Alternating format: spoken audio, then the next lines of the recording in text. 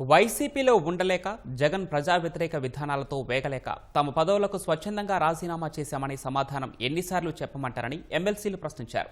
తాము స్వచ్ఛందంగా రాజీనామాలు చేశామని అయినా ఎందుకు ఆమోదించట్లేదు అర్థం కావట్లేదని అన్నారు. రాజీనామాల అంశంపై మండలి చైర్మన్ మోషన్ రాజును కలిసిన ఎమ్మెల్సీలు ఎన్ని ప్రశ్నలు వేసినా తాము సంయమనంతో సమాధానమిచ్చామని వెల్లడించారు. తమ రాజీనామాలను తక్షణమే ఆమోదించాలంటూ వైసీపీని వీడిన 6 ఎమ్మెల్సీలు జయమంగళ వెంకటరమణ, జకియా ఖానం, పోతుల సునీత, బల్లి కళ్యాణ్ చక్రవర్తి, కర్రి పద్మశ్రీ, మర్రి రాజశేఖర్లు శాసనమండలి చైర్మన్ కొయ్యే మోషన్ రాజును అసెంబ్లీ ఆవరణలోని ఆయన ఛాంబర్లో కలిశారు. తన రాజీనామాపై 4 వారాల్లో నిర్ణయం తీసుకోవాలని ఆదేశించిన హైకోర్టు కాపీని జయమంగళ వెంకటరమణ చైర్మన్కు అందజేశారు. 6 ఎమ్మెల్సీలతో భేటీ అయిన మండలి చైర్మన్ వారితో సుదీర్ఘంగా చర్చించారు.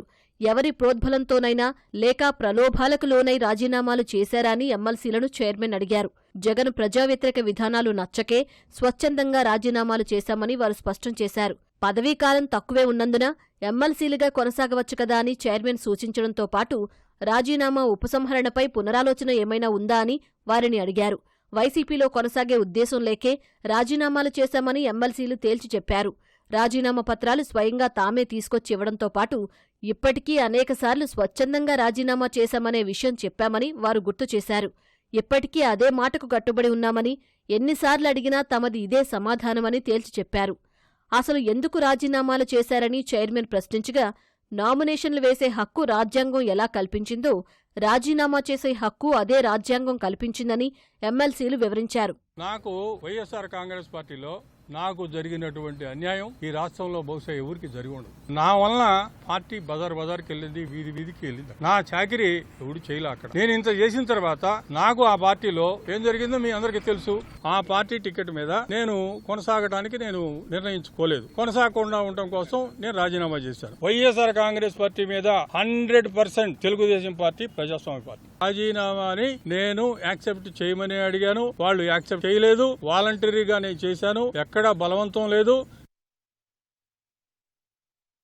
దాదాపు ఏడాదికి పైగా రాజీనామాలు పెండింగ్లో పెట్టడాన్ని ఎమ్మెల్సీలు తప్పుబట్టారు. కర్రి పద్మశ్రీ, బల్లి కళ్యాణ చక్రవర్తి, పోతుల సునీత 2024 ఆగస్టులో రాజీనామా చేయగా, జయమంగళ వెంకటరమణ అదే ఏడాది నవంబర్లో రాజీనామా చేశారు. ఈ ఏడాది మార్చిలో మర్రి రాజశేఖర్, మేలో జకియా ఖానం రాజీనామా చేశారు.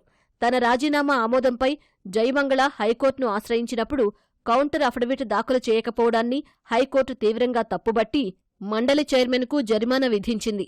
ఇదే విషయాన్ని ఎమ్మెల్సీలు గుర్తుచేశారు. ప్రజాసేవ చేసేందుకు ఎక్కడ అవకాశం ఉంటే తాము అక్కడే ఉంటామని ఎమ్మెల్సీలు స్పష్టం చేశారు. చైర్మన్ గారు అడిగినప్పుడు నేను ఒకటే చెప్పాను, ప్రలోభ పెట్టారా ఎవరన్నా, లేకపోతే వ్యక్తిగతంగా నీకేమన్నా అవతల మా పార్టీలోకి రండి అని చెప్పారా అని. ఏమండి, నేను ఏ పార్టీని ఉద్దేశించి రాలేదు. నైతికంగా ఆ పార్టీని వీడి రాజీనామా చేసి ఈ పార్టీలోకి వచ్చాను. అంటే ఇక్కడ మంత్రి ఇస్తారని చెప్పారా మీకు అని అడిగారు, లేకపోతే ఎమ్మెల్సీ ఇస్తానని చెప్పారా అని అడిగారు. నాకు ఎమ్మెల్సీ ఇస్తారో మంత్రి ఇస్తారో తర్వాత నిర్ణయం సార్. నా రాజీనామా ఇప్పటి వరకు మీరు యాక్సెప్ట్ చేయలేదు కాబట్టి 23/11/24లో ఇచ్చాను మీకు రాజీనామా. ఇప్పుడు వరకు యాక్సెప్ట్ చేయలేదు కాబట్టి నేను హైకోర్టుకి వెళ్ళాను. హైకోర్టు 4 వారాల్లో డిసిషన్ తీసుకోమన్నది. మీరు పిలిపించారు కాబట్టి నేను వచ్చాను. నాకు ఎటువంటి ప్రలోభాలు లేవు, ఏవీ లేవు, ఎటువంటి ఆశలు లేవు. జనసేన పార్టీలోకి వెళ్ళిన తర్వాత కూటమి ప్రభుత్వం నిర్ణయం తీసుకుని నాకు ఏ బాధ్యతలు అప్పచెబితే ఆ బాధ్యతలు ప్రజాసేవ కోసం చేస్తాను తప్పితే వేరే వ్యక్తిగతంగా లేదని చెప్పి చాలా స్పష్టంగా చెప్పాను. దానికి నిర్ణయం తీసుకుంటానని చెప్పారు. సమావేశం తర్వాత డిప్యూటీ చైర్పర్సన్ జకియా ఖానం తన రాజీనామాను ఉపసంహరించుకున్నారు. ఈ మేరకు చైర్మన్కు లేఖ అందించారు. పదవీకాలం ముగియడానికి 6 నెలలు మాత్రమే ఉన్నందున రాజీనామా ఆమోదిస్తే మళ్లీ ఎన్నికకు నోటిఫికేషన్ వచ్చే అవకాశం లేదని మోషన్ రాజు జకియా ఖానంకు వివరించారు. దీంతో ఆమె రాజీనామాను ఉపసంహరించుకున్నారు.